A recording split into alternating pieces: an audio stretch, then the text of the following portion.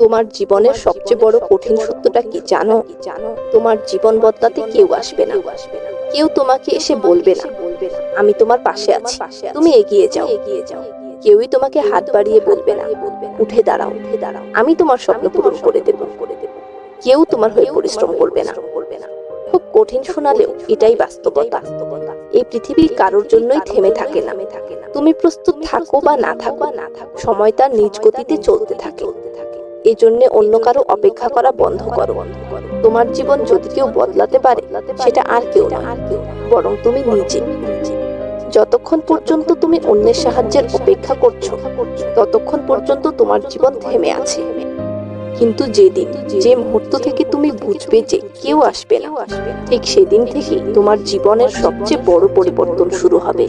তাই আজ থেকে প্রতিদিন এমন ভাবে কাজ করো যেমন ভাবে আগে কখনোই করোনি। তা না হলে আজকের যে কষ্টকে তুমি এড়িয়ে যাচ্ছ, আগামীতে সেটাই তোমার জীবনের সবচেয়ে বড় আফসোস হয়ে দাঁড়াবে। যদি তুমি নিজের সামর্থ্যকে প্রমাণ করতে চাও, তবে সবাইকে উত্তর দেওয়া বন্ধ করতে হবে। কারণ সত্যিকারের শক্তি কথায় নয়, সত্যিকারের শক্তি নীরবতায়। নীরবে নিজেকে গড়ে তোলার মধ্যে যে শক্তি, তা হাজারটা কথার চেয়েও বেশি।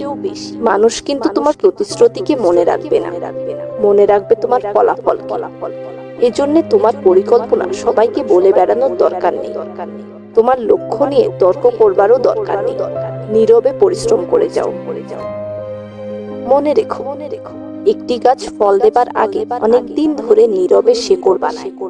সেই শেকড় কেউই দেখতে পায় না, কিন্তু একদিন সেই অদৃশ্য শেকড়ই তাকে ঝড়ের মধ্যে দাঁড়িয়ে থাকবার শক্তি দেয়।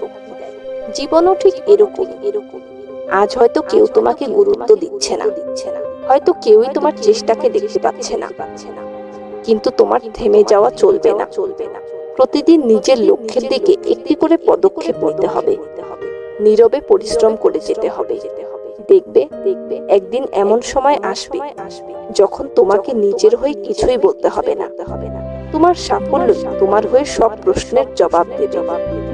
তাই আজ এই মুহূর্ত থেকে সিদ্ধান্ত নাও, কারো সাহায্যের অপেক্ষা করবে না, কারো প্রশংসারও অপেক্ষা করবে না। নিজের দায়িত্ব নিজেই নেবার চেষ্টা করবে। তাহলেই তুমি প্রতিদিন গতকালের চেয়ে একটু ভালো হতে আরম্ভ করবে।